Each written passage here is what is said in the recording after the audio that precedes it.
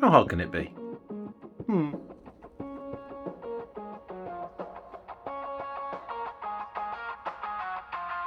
I regret nothing.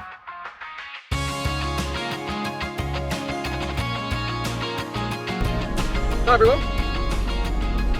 Yes, I did choose to trim my own hair. Not as bad as you think. I also did Seb's, and that was actually difficult because he doesn't like scissors and clippers, so it's not perfect. I need to work on that. Anyway, yeah, so this is not the first time I've done my hair. Admittedly, one of the first times I did it was during lockdown. I was having a really bad time and decided to just take off most of my hair. There was a few months when no one saw me, which is fine because it grew back, most of it anyway.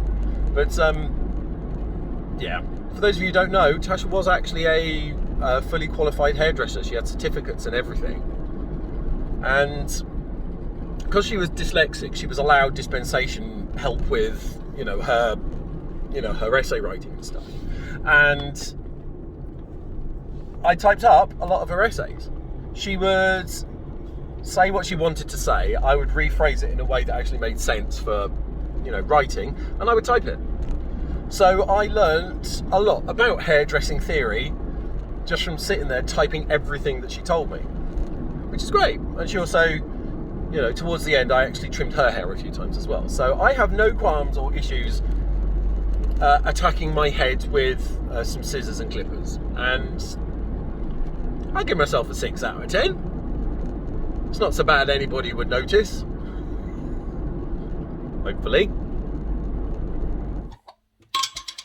I am just making some lunch. Well, packed lunch for us to take with us. Because it's Friday, so it's our day out today. This popped up on my timeline this week. Just talking about, how Natasha had been in a week and not knowing what was wrong. I mean, don't get me wrong, I'm sure the doctors did everything, but the trouble with any gastro problem is that I think everyone just assumes that it's all the same. There is a lot that goes on gastro. So gastro starts from when you swallow some food to when you eventually get rid of what's left, be it out of whichever end. One of the doctors actually said that the majority of everything that happens in between is a bit of a mystery. It's very tricky to define what happens. So when someone comes in with gastro problems, they follow just a standard set of, things. So it's, if you've got something trapped in there, we'll give you some stuff to clean you out. And if nothing's getting trapped in there, we'll give you some stuff to bung you up. It's like the old WD-40 and duct tape analogy.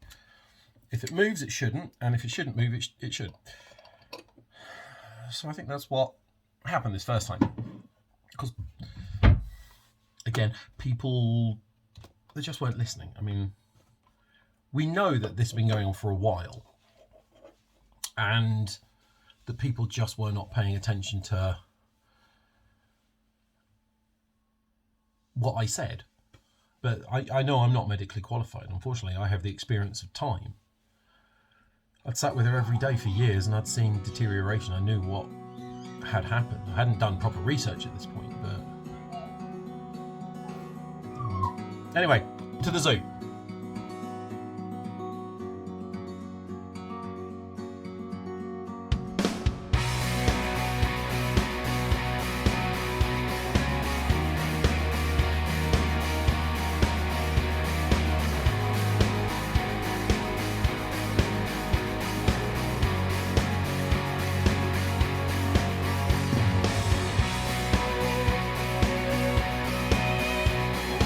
Another successful day at the zoo. Well, sort of. Can I recommend if you ever come here, make sure you check they're not doing a bank holiday special and doing the tickets for £10 because it's absolutely heaving. I mean, I'm not kidding, it's so full. Awesome day though. Okay, so the trip to the zoo was all right.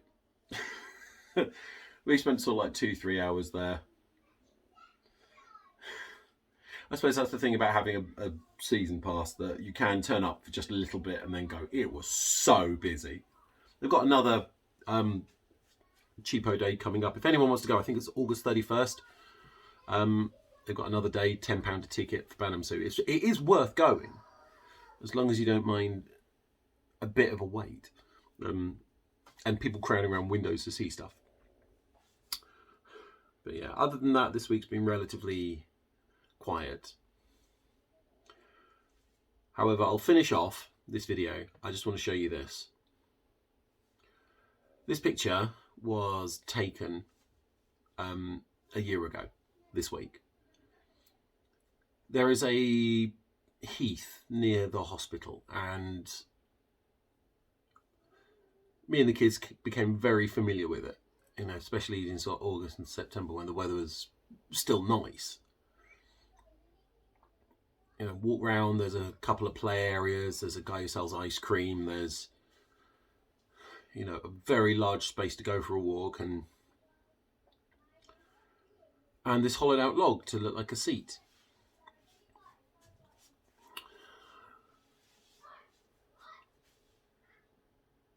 Trying to keep upbeat when stuff like this is happening is very difficult. Trying to convince the children that, you know, everything's going to be all right. I mean, at the time we thought everything was, but you get this little tinge of fear. I don't think I realised, among other things, how much they actually meant to me. I mean, love the kids, absolutely.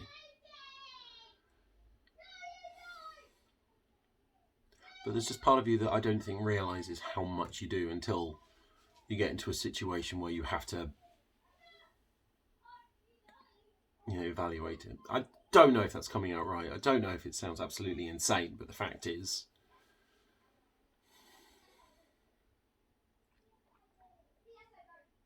I love them dearly. And the least I can do is try and make them be the best people that they can be, regardless of anything else that happens. Now, if you'll excuse me, that fly is hideously annoying. I'm done. See you next time.